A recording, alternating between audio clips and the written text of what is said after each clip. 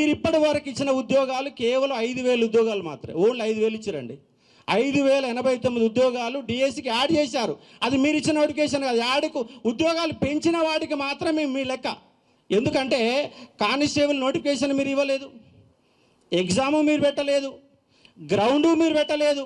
ఏది పెట్టకుండా ఉద్యోగాలు మీ ఎట్టయితాయి? నియామక పత్రాలు మాత్రమే చేస్తే ఉద్యోగాలు మీ అకౌంట్లో పడతాయా? లేదు.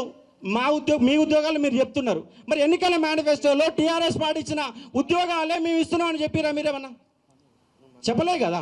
వాళ్ళు ఇస్తున్న ఉద్యోగాలు మీకు కల్పిస్తామని ఎక్కడ చెప్పలే.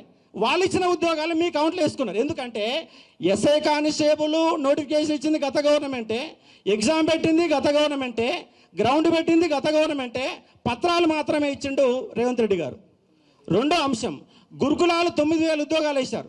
9,000 ఉద్యోగాల సంబంధించి ఎగ్జామ్ పెట్టింది గత గవర్నమెంటే, నోటిఫికేషన్ ఇచ్చింది గత గవర్నమెంటే, రిజల్ట్ ఇచ్చింది గత గవర్నమెంటే. కేవలం పత్రాలు ఇచ్చారు. ఆ పత్రాలు కూడా మీరు పార్లమెంట్ ఎన్నికల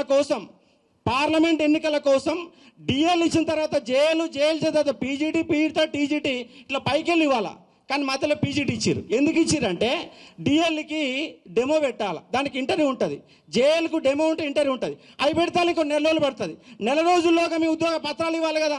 అంటే రేవంత్ రెడ్డి ఎన్నికల ముందు కోసమే, మేము ఉద్యోగాలు చెప్పుకోవడం కోసమే మీరు వాళ్ళ గురుకులాలలో 2,500 ఉద్యోగాలు మిగిల్చుకున్నారు. ఇలా 2,500 ఉద్యోగాలు మిగిలిపోయినాయి. 2,500 కుటుంబాలు వాళ్ళని మీరు సర్వనాశనం చేసి పడేశారు. ఎందుకంటే ఉద్యోగాలు వస్తాయని చెప్పేసి రాసిరు, 1:2 లిస్టులో ఉన్నారు, పత్రాలు ఇచ్చారు, సర్టిఫికేట్ వెరిఫికేషన్ అయిపోయింది, అన్నీ అయిపోయినాయి. కానీ ఉద్యోగాలు మాత్రం రోడ్డు మీద ఇందిరా పార్క్ కాడ 5 సార్లు ధర్నా పెట్టిరు. రేవంత్ రెడ్డి గారి ఇంటిని ముట్టడి కూడా 10 సార్లు ముట్టడి చేశారు. అయినా కూడా వాళ్ళ గోస ఇంతవరకు పట్టించుకున్నోడే లేడు. ఎస్ఐ కానిస్టేబుల్ 3,500 ఉద్యోగాలు మిగిలిపోయినాయి.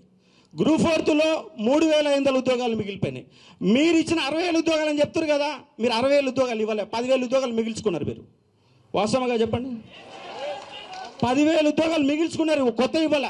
సర్టిఫికెట్లు ఇచ్చేసి పత్రాల సీఎం అంటే ఎట్లా చెప్పండి మీరు?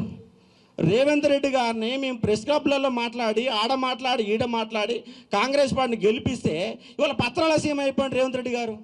మీ గౌరవ భావంతో మేము కాంగ్రెస్ పార్టీని గెలిపిస్తే ఇవాళ